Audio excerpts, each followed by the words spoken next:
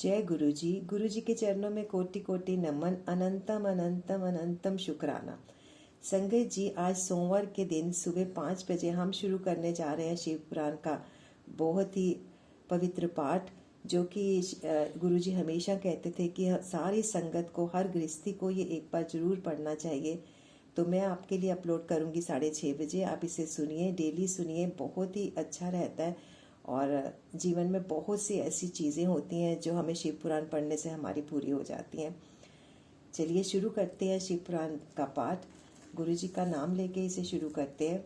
जय गुरु जी। ओम नमः शिवाय। शिव जी सदा सहाय। ओम नमः शिवाय। गुरु जी सदा सहाय।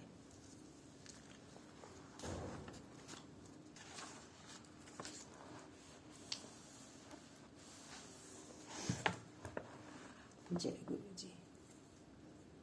जय गुरु जी। देखिए संगत जी, गुरु जी ने आज हमारे पहले दिन शिव पुराण का पाठ शुरू करते हुए आशीर्वाद दिया फूल के रूप में।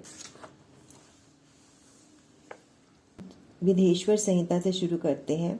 जो आदि और अंत में नित्य मंगलमय है, जिनकी समानता अथवा तुलना कहीं भी नहीं है, जो आत्मा के स्वरूप को प्रकाशित करने वाले देवता हैं, जिनके 5 मुख हैं और जो खेल ही खेल में जगत की रचना, पालन और संहार का अनुग्रह एवं 5 प्रबल कर्म करते रहते हैं, उन सर्वश्रेष्ठ अजर अमर ईश्वर अंबिकापति भगवान शंकर का मैं मन ही मन चिंतन करती हूँ। व्यास जी कहते हैं, जो धर्म का महान क्षेत्र है और जहाँ गंगा यमुना का संगम हुआ है, उस परम पुण्यमय प्रयाग में जो ब्रह्मलोक का मार्ग है, सत्यव्रत में तत्पर रहने वाले महातेजस्वी महाभाग महात्मा मुनियों ने एक विशाल ज्ञान यज्ञ का आयोजन किया। उस ज्ञान यज्ञ का समाचार सुनकर पौराणिक शिरोमणि व्यास शिष्य महामुनि सूत जी वहां मुनियों का दर्शन करने के लिए आए। सूत जी को आते देख सब मुनि उस समय हर्ष से खिल उठे और अत्यंत प्रसन्नचित्त उन्होंने उनका विधिवत स्वागत सत्कार किया। तत्पश्चात उस प्रसन्न महात्माओं ने उनकी विधिवत स्तुति करके विनय पूर्वक हाथ जोड़कर उनसे इस प्रकार कहा। सर्वज्ञ विज्ञान रोमहर्षण जी, आपका भाग्य बड़ा भारी है। इसी से आपने व्यास जी के मुख से अपनी प्रसन्नता के लिए ही संपूर्ण पुराण विद्या प्राप्त की, इसलिए आप आश्चर्य रूप कथाओं के भंडार हैं। ठीक उसी तरह जैसे रत्नाकर समुद्र बड़े बड़े सारभूत रत्नों का आगार है। तीनों लोकों में भूत, वर्तमान और भविष्य तथा और भी जो कोई वस्तु है, वह आपसे अज्ञात नहीं है। आप हमारे सौभाग्य से इस यज्ञ का दर्शन करने के लिए यहाँ पधार गए हैं और इसी व्यास से हमारा कुछ कल्याण करने वाले हैं, क्योंकि आपका आगमन निरर्थक नहीं हो सकता। हमने पहले भी आपसे शुभाशुभ तत्व का पूरा वर्णन सुना है, किंतु उससे तृप्ति नहीं होती। हमें उसे सुनने के लिए बारंबार इच्छा होती है। उत्तम बुद्धि वाले सूत जी, इस समय हमें एक ही बात सुननी है। यदि आपका अनुग्रह हो तो गोपनीय होने पर भी आपका विषय का वर्णन करें। घोर कलयुग आने पर मनुष्य पुण्य कर्म से दूर रहेंगे, दुराचार में फंस जाएंगे और सबके सब सत्य भाषण से मुंह फेर लेंगे, दूसरों की निंदा में तत्पर होंगे, पराय धन को हड़प लेने की इच्छा करेंगे, उनका मन पराई स्त्रियों में आसक्त होगा तथा वे दूसरे प्राणियों की हिंसा किया करेंगे, अपने शरीर को ही आत्मा समझेंगे, मूढ़, नास्तिक, पशु बुद्धि रखने वाले होंगे, माता पिता से द्वेष रखेंगे, ब्राह्मण लोभ रूपी ग्रह के ग्रास बन जाएंगे, वेद बेचकर जीविका चलाएंगे, धन का उपार्जन करने के लिए ही विद्या का अभ्यास करेंगे और मद से मोहित हो रहेंगे, अपनी जाति के कर्म छोड़ देंगे, प्रायः दूसरों को ठगेंगे, तीनों काल की संध्या उपासना को दूर रखेंगे और ब्रह्म ज्ञान से शून्य रहेंगे। समस्त शास्त्रीय भी सब धर्म का त्याग करने वाले होंगे, कुसंगी, पापी, व्यभिचारी होंगे, उनमें शौर्य का अभाव होगा, वे कुसंगति कर्म से जीविका चलाएंगे, शूद्रों का सा बर्ताव करेंगे और उनका चित्त काम का केंद्र बन कर रहेगा। वैश्विक संस्कार भ्रष्ट, सर्वधर्म त्यागी, कुमार्गी, धनोपार्जन परायण तथा नाप तोल में अपनी वृत्ति का परिचय देने वाले होंगे। इसी तरह शूद्र ब्राह्मणों के आचार में तत्पर होंगे, उनकी आकृति उज्जवल होगी, अर्थात वे अपने कर्म धर्म छोड़कर उज्जवल वेशभूषा में विभूषित होकर व्यर्थ घूमेंगे। वे संभवतः ही अपने धर्म का त्याग करने वाले होंगे। उनके विचार धर्म के प्रतिकूल होंगे। वे कुटिल और निंदक होंगे।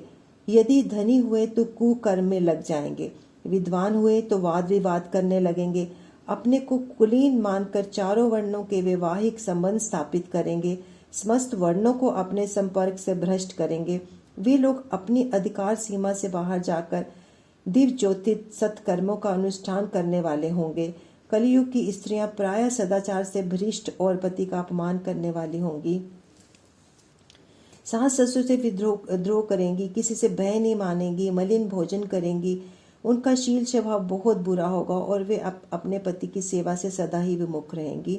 सूत जी, इस तरह जिनकी बुद्धि नष्ट हो गई है, जिन्होंने अपने धर्म का त्याग कर दिया है, ऐसे लोगों को इहलोक और परलोक में उत्तम गति कैसे प्राप्त होगी? इसी चिंता से हमारा मन सदा व्याकुल रहता है। परोपकार के समान दूसरा कोई धर्म नहीं है। अतः जिस छोटे से उपाय से इन सबके पापों का तत्काल नाश हो जाए, उसे इस समय कृपा पूर्वक बताइए, क्योंकि आप समस्त सिद्धांतों के ज्ञाता हैं। व्यास जी कहते हैं, उस भव्य आत्मा मुनियों की यह बात सुनकर सूत जी मन ही मन भगवान शंकर का स्मरण करने उनसे इस प्रकार बोले। अध्याय 1 शिव पुराण का परिचय। सूत जी कहते हैं, साधु महात्माओं, आपने बहुत अच्छी बातें पूछी हैं। आपका यह प्रश्न तीनों लोगों का हित करने वाला है। मैं गुरुदेव व्यास का स्मरण करके आप लोगों के स्नेहवश इस विषय का वर्णन करूंगा। आप आदर पूर्वक सुने।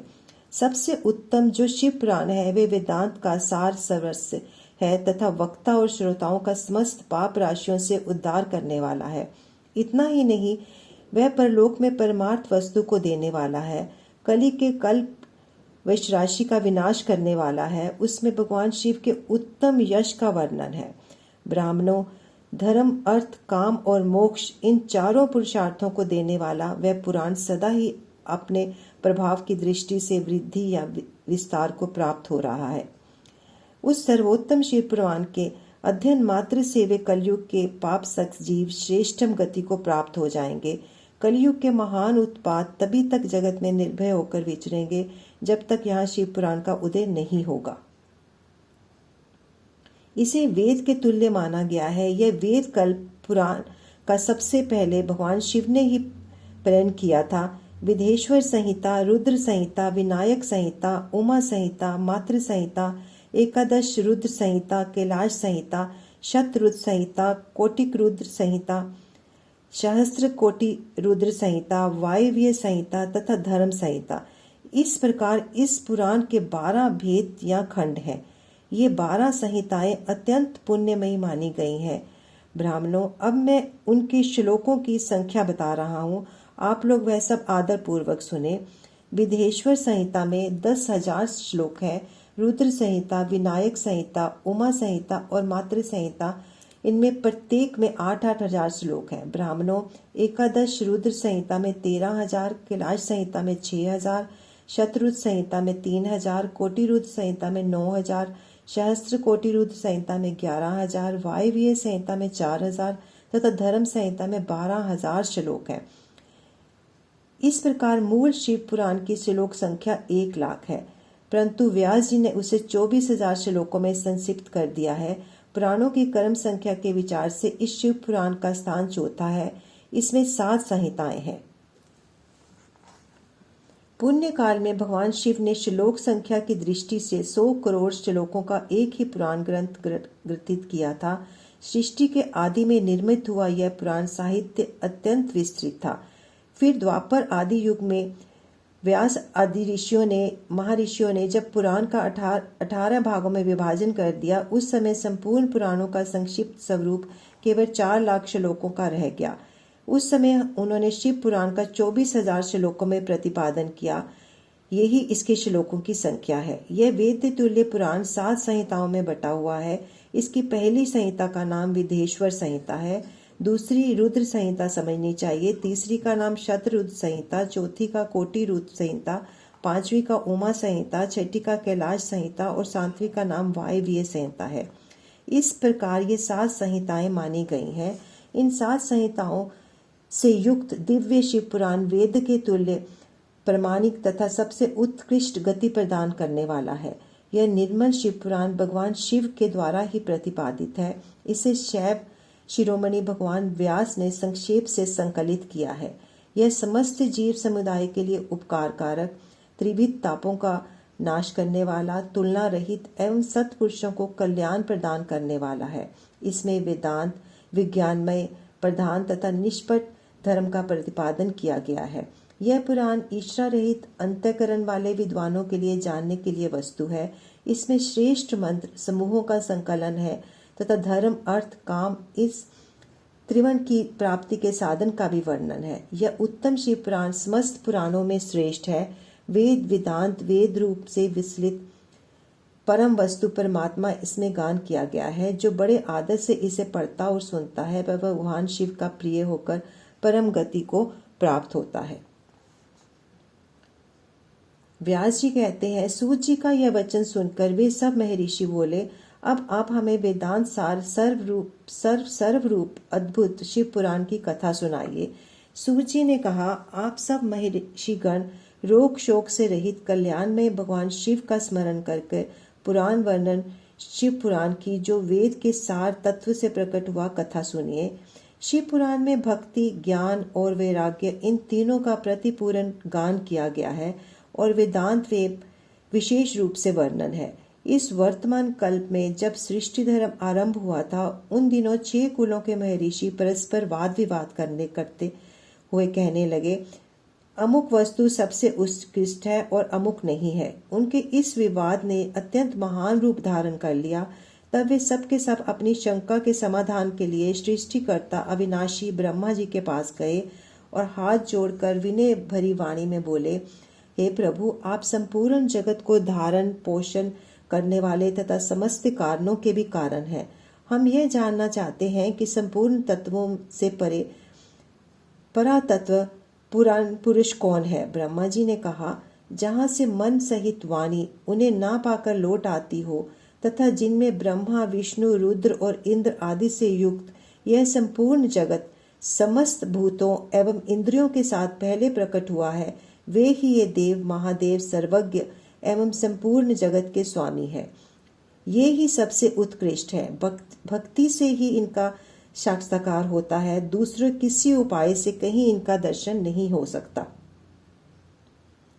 रुद्र, हरि, हर तथा अन्य देवेश्वर सदा उत्तम भक्ति भाव से उनका दर्शन करना चाहते हैं। भगवान शिव में भक्ति होने से मनुष्य संसार बंधन से मुक्त हो जाता है। देवता के कृपा प्रसाद से उनमें भक्ति होती है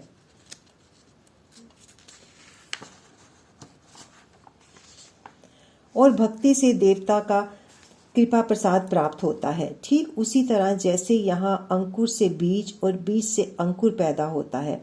इसलिए तुम सब महर्षि भगवान शंकर का कृपा प्रसाद प्राप्त करने के लिए भूतल पर जाकर वहां सहस्त्रों वर्षों तक चालू रहने वाले इस विशाल यज्ञ का आयोजन करो।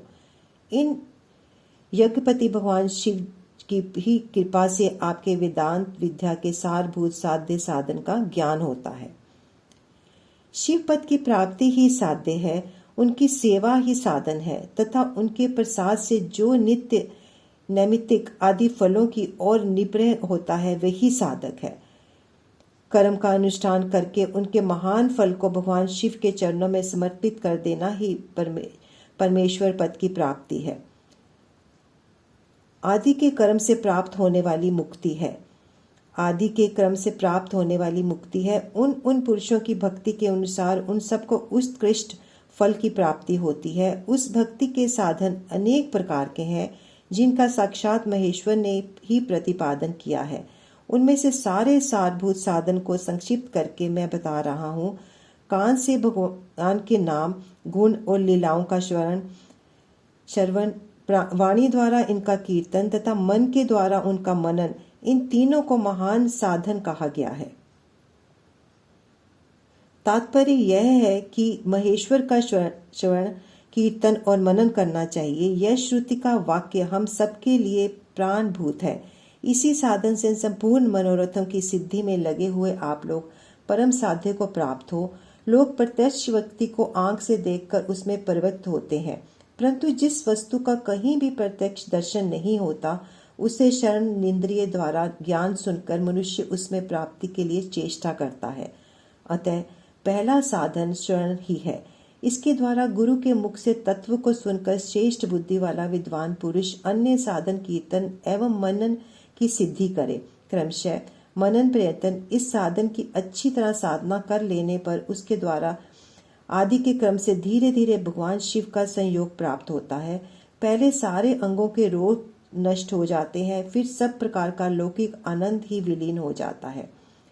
भगवान शंकर की पूजा, उनके नामों के जप, उनके गुण, रूप, विलास और नामों का युक्तिपरायण चित्त के द्वारा जो निरंतर प्रतिशोधन या चिंतन होता है उसी को मनन कहा गया है। यह महेश्वर की कृपा दृष्टि से उपलब्ध होता है। इसे समस्त श्रेष्ठ साधनों में प्रधान या प्रमुख कहा गया है। सूत जी कहते हैं, मुनीश्वरों, इस साधन का महात्म्य बताने के प्रसंग में मैं आप लोगों के लिए एक प्राचीन वृत्तांत का वर्णन करूंगा। उसे ध्यान से देकर आप सुने। पहले की बात है, पराशर मुनि के पुत्र मेरे गुरु व्यासदेव जी सरस्वती नदी के सुंदर तट पर तपस्या कर रहे थे। एक दिन सूर्य तुल्य तेजस्वी विमान यात्रा करते हुए भगवान सनत कुमार अकस्मात वहां आ पहुंचे। उन्होंने मेरे गुरु को वहां देखा। वे ध्यान में मगन थे। उसमें जगने पर उन्होंने ब्रह्मा पुत्र सनत कुमार जी को अपने सामने उपस्थित देखा। देखकर वे बड़े वेग से उठे और उनके चरणों में प्रणाम करके मुनि ने उन्हें अर्घ्य दिया और देवताओं के बैठने योग्य आसन भी अर्पित किया।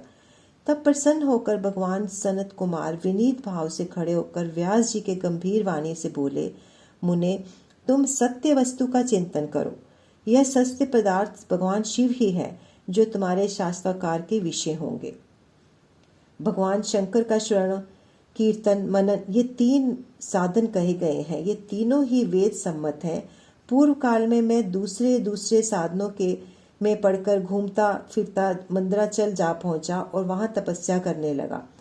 महेश्वर शिव जी की आज्ञा से भगवान नंदीश्वर के वहां आए। उनकी मुझ पर बड़ी दया थी। वे सबके साक्षी तथा शिवकर्ण के स्वामी भगवान नंदीश्वर केश्वर मुझे स्नेह पूर्वक मुक्ति का उत्तम साधन बताते हुए बोले, भगवान शंकर का श्रवण, कीर्तन और मनन, ये तीनों साधन वेद सम्मत हैं और मुक्ति के साक्षात कारण है। यह बात स्वयं भगवान शिव ने मुझे कही है। अतः ब्राह्मण, तुम शरणादि आदि तीनों साधनों का ही अनुष्ठान करो। व्यास जी से बारंबार ऐसा कहकर अनुगामियों सहित ब्रह्मा पुत्र सनत कुमार परम सुंदर ब्रह्मलोक को चले गए। इस प्रकार पूर्व काल इस उत्तम वृत्तांत का मैंने संक्षेप में वर्णन किया है। ऋषि बोले, सूत जी, शरणादि तीनों साधनों को आपने मुक्ति का उपाय बताया है, किंतु जो शरण आदि तीनों साधनों में असमर्थ हो वह मनुष्य किस उपाय का अवलंबन करके मुक्त हो सकता है? किस साधन भूत कर्म के द्वारा बिना यत्न के ही मोक्ष मिल सकता है?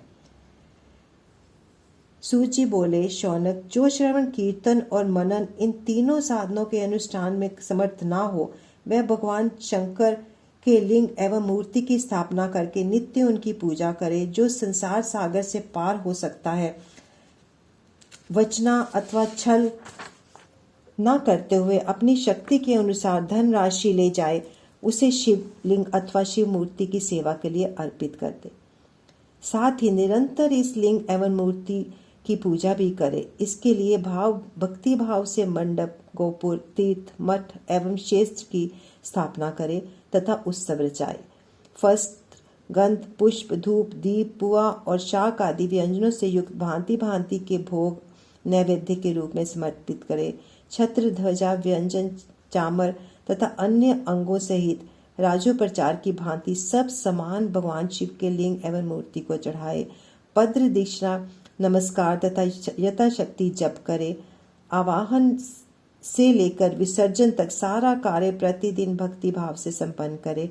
इस प्रकार शिवलिंग तथा शिव मूर्ति में भगवान शंकर की पूजा करने वाले जन शरणादि आदि साधनों का अनुष्ठान ना करें। जो भी भगवान शिव की प्रसन्नता सिद्धि प्राप्त कर लेता है, पहले के बहुत से महात्मा पुरुष लिंग एवं शिव मूर्ति की पूजा करने मात्र से भव बंधन से मुक्त हो चुके हैं।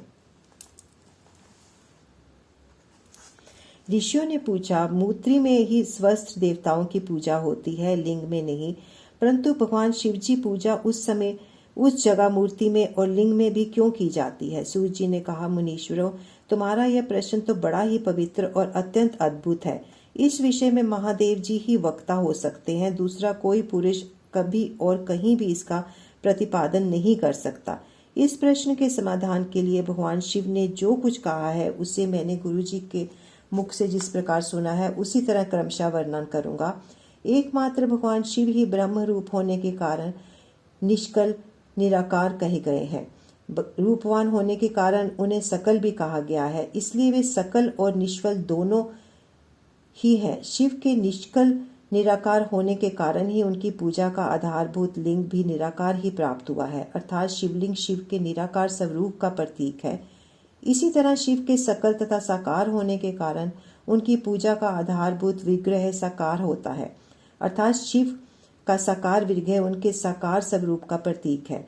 सकल और अकल समस्त अंग आकार सहित साकार अंग आकार से सर्वथा रहित निराकार रूप होने से ही वे ब्रह्म शब्द के कहे जाने वाले परमात्मा है।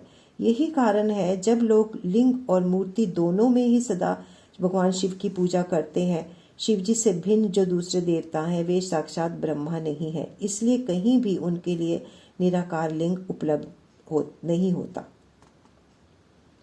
पूर्व काल में बुद्धिमान ब्रह्मपुत्र सनत कुमार मुनि ने मंदराचल पर नंदीश्वर से इसी प्रकार का प्रश्न किया था। सनत कुमार बोले, भगवान शिव से भिन्न जो देवता हैं उन सब की पूजा के लिए सर्वत्र प्राय मूर्ति मात्र ही अधिक संख्या में देखा और सुना जाता है। केवल भगवान शिव जी की पूजा में लिंग है और वेद दोनों का उपयोग देखने में मिलता है। अतः कल्याण में नंदीश्वर इस विषय में जो तत्व की बात हो उसे मुझे इस प्रकार बताइए जिससे अच्छी तरह समझ में आ जाए। नंदीकेश्वर ने कहा, निष्पाष ब्रह्म कुमार, आपके इस प्रश्न का हम जैसे लोगों के द्वारा कोई उत्तर नहीं दिया गया जा सकता, क्योंकि यह गोपनीय विषय है और लिंग साक्षात ब्रह्मा का प्रतीक है। तथापि आप शिव भक्त हैं, इसलिए इस विषय में भगवान शिव ने जो कुछ बताया है उसे ही आपके समक्ष कहता हूँ। भगवान शिव ब्रह्म समरूप और निराकार है, इसलिए उन्हीं की पूजा में निष्कल लिंग का उपयोग होता है। संपूर्ण वेदों का यही मत है। सनत कुमार बोले, महाभाग योगेंद्र, आपने भगवान शिव तथा दूसरे देवताओं के पूजन में लिंग और वेद के प्रचार का जो रहस्य विभाग पूर्वक बताया है वह यथार्थ है। इसलिए लिंग और वेद की आदि उत्पत्ति का जो उत्तम वृत्तांत है उसी को मैं इस प्रकार सुनना चाहता हूँ। लिंग के प्रकट का रहस्य सूचित करने वाला प्रसंग मुझे सुनाइए। इसके उत्तर में नंदीश्वर ने भगवान ने महादेव के निष्कल स्वरूप लिंग के आदि प्रसंग सुनाना आरंभ किया। उन्होंने ब्रह्मा तथा विष्णु के विवाद, देवताओं की व्याकुलता एवं चिंता, देवताओं का दिव्य कैलाश शिखर पर गमन, उनके द्वारा चंद्रशेखर महादेव का सत्वन, देवताओं से प्रेरित हुए महादेव जी का ब्रह्मा और विष्णु के विवाद स्थल में आगमन तथा दोनों के बीच निष्कल आदि अंतरहित भीषण अग्निस्तंभ के रूप में उनका आविर्भाव आदि प्रसंगों की कथा कही। तदंतर श्री ब्रह्मा और विष्णु दोनों के द्वारा उस ज्योतिमय स्तंभ की ऊंचाई और गहराई था लेने की चेष्टा एवं केतकी पुष्प के शाप वरदान आदि के प्रसंग भी सुनाए। ओम नमः शिवाय, शिवजी सदा सहाय। ओम नमः शिवाय, गुरुजी सदा सहाय। गुरुजी और शिवजी महाराज और सारी संगत, जो भी कोई त्रुटि हो जाए उसे क्षमा कीजिएगा। संगत जी, आज का पाठ का समापन हम यहीं पर करते हैं, कल यहीं से दोबारा से शुरू होगा। जय गुरुजी। गुरुजी को कोटि कोटि नमन। अनंतम अनंतम अनंतम शुक्राना।